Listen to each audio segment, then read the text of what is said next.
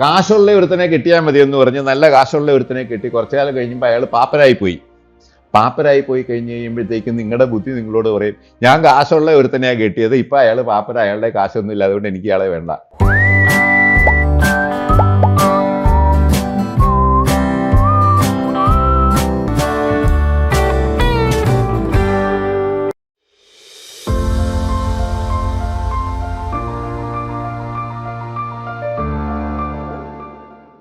George അങ്കിളെ, ഈ matrimonial സൈറ്റിലൊക്കെ നമ്മൾ രജിസ്റ്റർ ചെയ്ത് കഴിഞ്ഞാലേ ഒരുപാട് പ്രപ്പോസൽസ് ഇങ്ങനെ വരുന്നത് കാണാം. അപ്പോൾ ഇതിനകത്ത് എങ്ങനെയാണ് നമ്മൾ ഏറ്റവും നല്ലത് ചൂസ് ചെയ്യുന്നത്?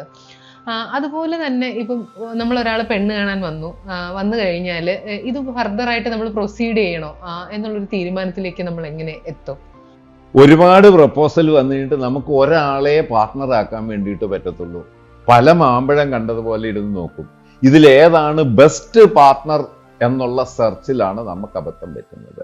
U cannot marry the best partner, you can only marry the apt one, and you need to make the partnership perfect and the best. അതാണ് നമുക്ക് ചെയ്യാൻ സാധിക്കുന്നത്. നമ്മുടെ പാർട്ട്ണർഷിപ്പാണ് ബെസ്റ്റ് അല്ലെങ്കിൽ പെർഫെക്റ്റ് ആയിട്ട് നമ്മൾ ഉണ്ടാക്കിയെടുക്കേണ്ടത്. നമ്മൾ എഫേർട്ട് ഇട്ടെങ്കിലേ ചെയ്യാൻ പറ്റത്തുള്ളൂ. അത് ചെയ്യാൻ പറ്റുന്ന ഒരാളാണോ ഈ നിൽക്കുന്നത് എന്നാണ് നമ്മൾ വിലയിരുത്തേണ്ടത്. There are no perfect partners.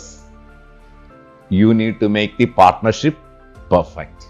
ഒരാൾ പെണ്ണ് കാണാൻ വേണ്ടി വന്നു, അല്ലെന്നുണ്ടെങ്കിൽ ഒരു പെണ്ണ് കാണൽ എന്ന് പറഞ്ഞ ഒരു ചടങ്ങ് നടത്തുക. ആ ചടങ്ങ് ഹാൻഡിൽ ചെയ്യേണ്ടത് എൻ്റെ അടുത്ത് പിള്ളേർ ചോദിക്കുമ്പോൾ ഞാൻ പറഞ്ഞു കൊടുക്കുന്നത് ഇങ്ങനെയാണ്.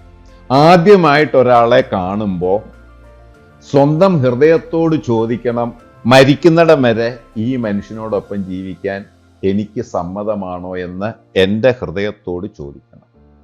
എൻ്റെ ഹൃദയം അതെ എന്ന് പറഞ്ഞാൽ പകുതി ഉത്തരമായി. അയാളോട് ഈ സെയിം ചോദ്യം ചോദിക്കണം, മരിക്കുന്നിടം വരെ നമുക്ക് ഒന്നിച്ച് ജീവിക്കാൻ വേണ്ടിയിട്ട് സാധ്യമാണോ, അതിന് വില്ലിംഗ് ആണോ, അതിന് സാധ്യതയുണ്ടോ എന്ന് അയാളോട് ചോദിക്കണം. അത് അയാളുടെ ഹൃദയത്തോട് ചോദിക്കണം. അവിടെയാണ് നമുക്ക് അബദ്ധം പറ്റുന്നത്. നമ്മൾ യൂഷ്വലി ചോദ്യങ്ങൾ വരുന്നത് ബുദ്ധിയിൽ നിന്നാണ്, ചോദ്യങ്ങൾ ചോദിക്കുന്നതും ബുദ്ധിയിലേക്കാണ് ചോദിക്കുന്നത്. ബുദ്ധി കൊണ്ട് ഇവാലുവേറ്റ് ചെയ്ത് കഴിഞ്ഞാൽ ബുദ്ധി വരുന്നത് പ്രായോഗികമായിരിക്കുന്ന അഡ്വാൻറ്റേജസ്, ഡിസഡ്വാൻറ്റേജസ് ഇതെല്ലാമാണ് ബുദ്ധി പരിഗണിക്കുന്നത്. ഹൃദയം പരിഗണിക്കുന്നത് ഹൃദയങ്ങൾ തമ്മിൽ ഹാർമണി ഉണ്ടോ എന്നുള്ളതാണ്. എൻ്റെ ഹൃദയവും അയാളുടെ ഹൃദയവും തമ്മിൽ ഒരു ഹാർമണി ഉണ്ടെങ്കിൽ ബാക്കി വരുന്ന കാര്യങ്ങളെല്ലാം ഈ ഹാർമണി ഉള്ളത് കൊണ്ട് ഐക്യത്തിൽ കൊണ്ടുപോകാൻ വേണ്ടിയിട്ട് പറ്റും, സംയോജിപ്പിച്ച് കൊണ്ടുപോകാൻ വേണ്ടി പറ്റും, മാനേജ് ചെയ്യാൻ എളുപ്പമാകും. ഈ ഹൃദയത്തിൻ്റെ ഹാർമണി, നമ്മുടെ ഹൃദയം അയാളുടെ ഹൃദയം കാണാൻ സാധ്യതയുള്ള രീതിയിൽ നമ്മുടെ ഹൃദയത്തെ നമ്മൾ മാറ്റണം.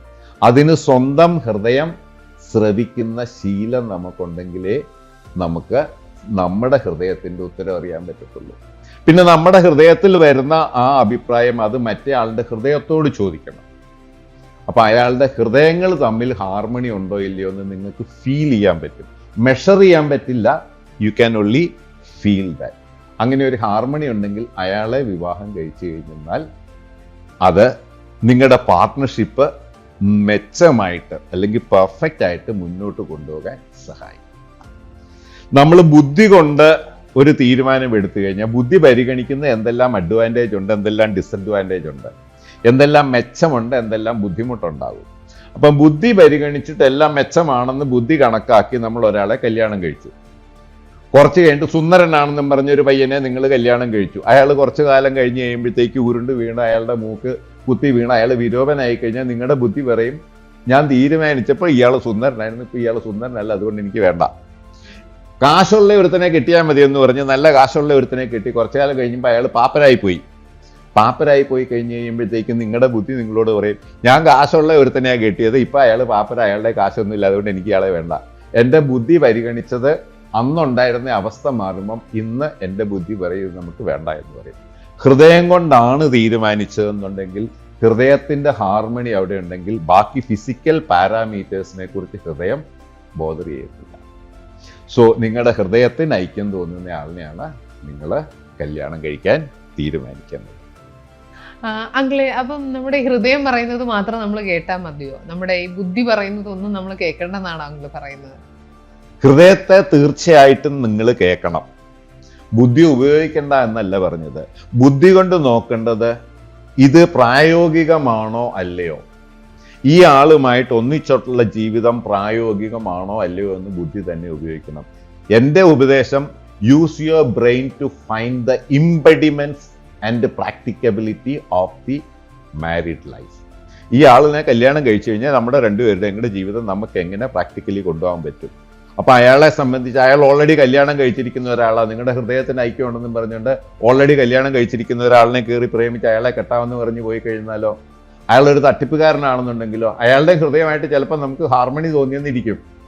അപ്പൊ അയാൾക്ക് ജെനുവിൻ ആണോ, അയാൾ ലെജിറ്റിമേറ്റ് ആണോ, ഇതൊക്കെ നമ്മുടെ ബുദ്ധി ഉപയോഗിച്ച് നമ്മൾ ആലോചിക്കേണ്ടതാണ്. ഹൃദയത്തിന് ഐക്യം തോന്നി എന്നതുകൊണ്ട് മാത്രം അയാളെ കല്യാണം കഴിക്കേണ്ട ആവശ്യമില്ല.